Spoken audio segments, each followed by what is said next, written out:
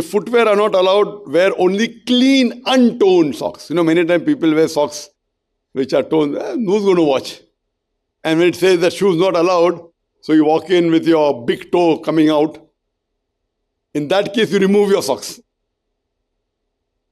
Better remove your socks. If footwear is not allowed, wear clean, untoned socks. Do not wear neck chains or wrist chains. Not that I don't like it, but this distracts. Imagine if you're wearing a chain. Gold chain is haram for the men. Even if you wear a silver chain, forget about gold. Silver chain. And imagine the light is coming and it is jittering. And you're doing something action and there's a chain, big chain coming here. And you're doing an action and then you can see that and that is flashing in somebody's eyes. All these are distractions.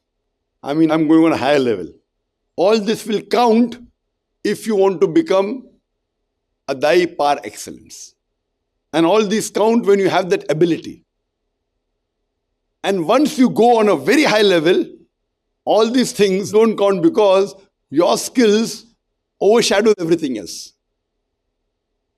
Once you become an expert, you can break most of the rules and yet be effective. You can break most of the rules and yet be effective. We'll come to it later on. But avoid wearing chains, all the things which will distract the audience and your talk. Avoid wearing glamorous things like shining watches, rings, etc.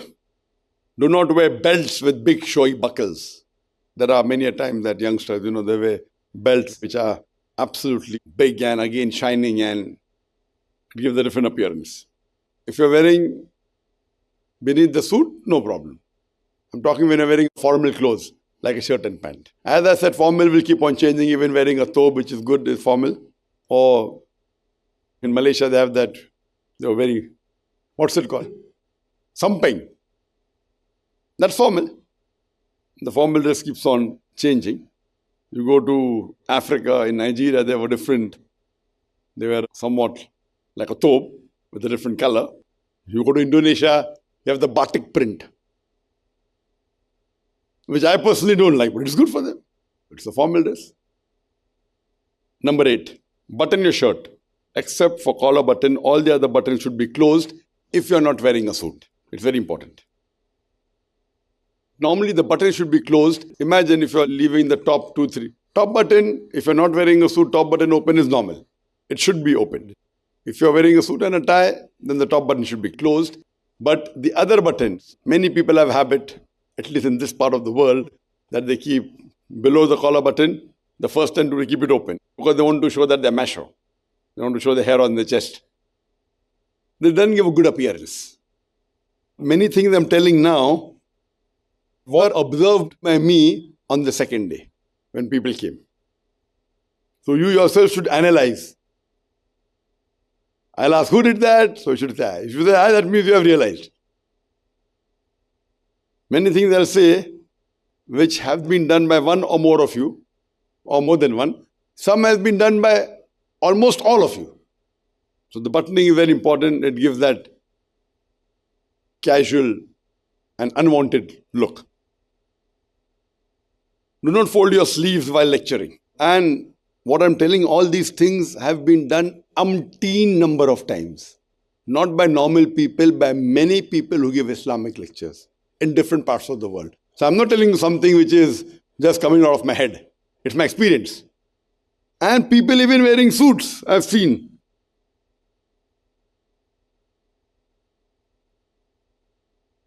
It looks good. As them going for a fight. And I'm not joking, really.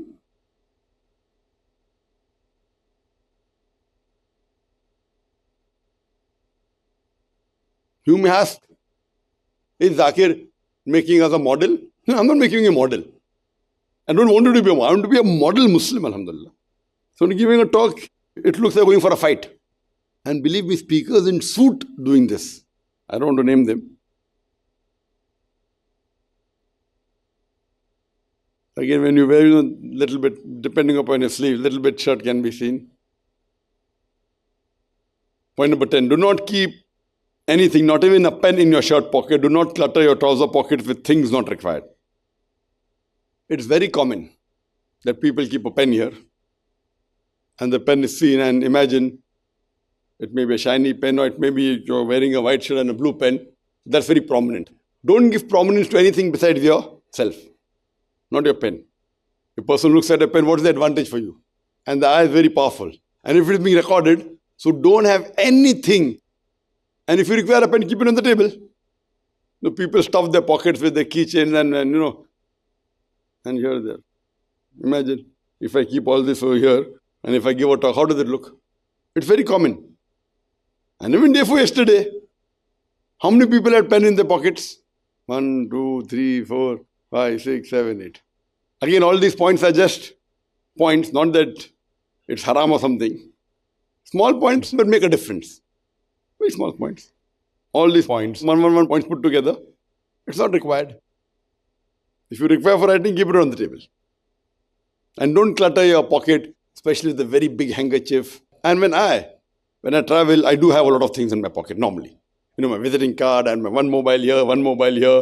But when I go for the talk, it's all either kept in the room, but I don't like keeping mobiles on the table just in case I forget, very precious. I give it to one of my friends. Even now, the moment I go out, my mobile will be inside. When I come on the stage, I give it to my friend. No, I don't have anything. Imagine mobile coming and suddenly tring, and suddenly it starts vibrating. Giving a talk, you don't want to be disturbed. So no mobile, nothing. Not even on vibrating mode. Imagine if a call comes and says, I'm sorry, and I keep speaking. How do you like it? Oh, how are you? Where are you? Oh, I'm here just having a Dawa training session here. And all the people are here. How are you? What are you doing? When are you coming here? It's common that people even talk on the mobile while speaking. And some people, if the bell rings, they have to pick up. It is their nature. Irrespective, they may not know the name, they have to pick up. They'll leave everything in the world to pick up that phone. It is the nature. When you're doing something which is important. So see to it that you don't clutter, keep yourself free so that you can concentrate and don't distract the people with the things you're cluttering with. Point number 11. If spectacles are worn, then the frame should not be glamorous. And now the times are changing. Because we have sessions in our school. And the school children from the age of 4, they give talks. Now, if you go to an optician or go to an optical shop, you will find most of the frames are all fancy and funky is the right word. Purple, pure white, and this is black. Yellow. To get a simple full black frame is difficult to get in the market. Same thing, you go with jeans, you have got one pocket here, one pocket there, one pocket there. If it's a boy, okay, give a normal trouser with normal pocket is not available. So what do? We buy a suit and we use the trouser only. What to do? You can't get simple trousers. The trouser has to have at least 4 pockets and behind 2 and 3 and little bit torn in between, so it is more expensive. If it's torn in between, it's more money. And if it's a little bit scrubbed and a little bit, stone washed. So the cost goes double. So specs should be normal, not particular, but don't make it too glamorous and too fluorescent color and not very big frames.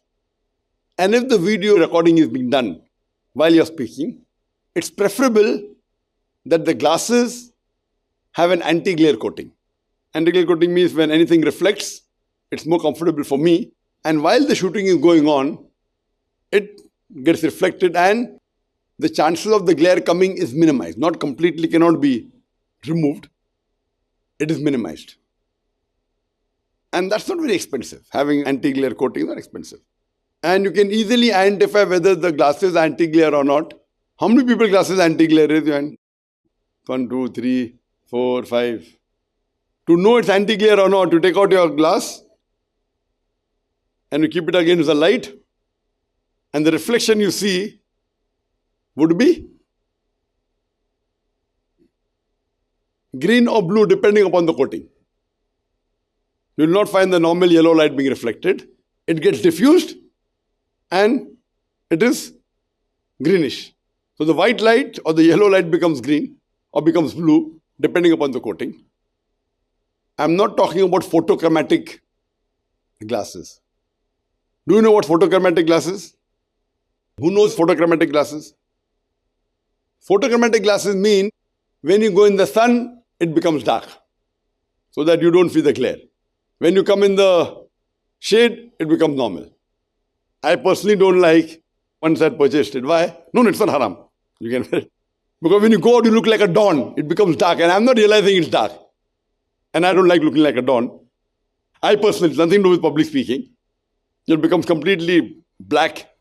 And I don't like wearing those goggles personally. It's my personal choice. It's nothing to do with public speaking. But if your talk is being recorded, it's preferable that you wear anti-glare so that better for you also and better for the recording, there's no reflection. But if there's a reflection on your specs, you know what will happen? There'll be a yellow patch here. And if the cameraman is not good, big patches, two big patches. And when someone is seeing a recording, it will look like, you know how it will look? Imagine yellow patches on your glasses. So this anti-glare coating reduces the glare and the reflection to a great extent. La ilaha illallah, la ilaha illallah, la ilaha illallah, Muhammadun Rasulullah, Muhammadun Rasulullah. أرجو رضاك يا الله أنت الرحيم يا الله هبني عطاك يا الله أنت الكريم منك العطاء يا الله أنت العظيم يا الله فيك الرجاء يا الله أنت الحليم الرحمن الستار ملك الملك الغفار الوهاب المنان المتعال الرحمن الستار ملك الملك الغفار الوهاب المنان المتعال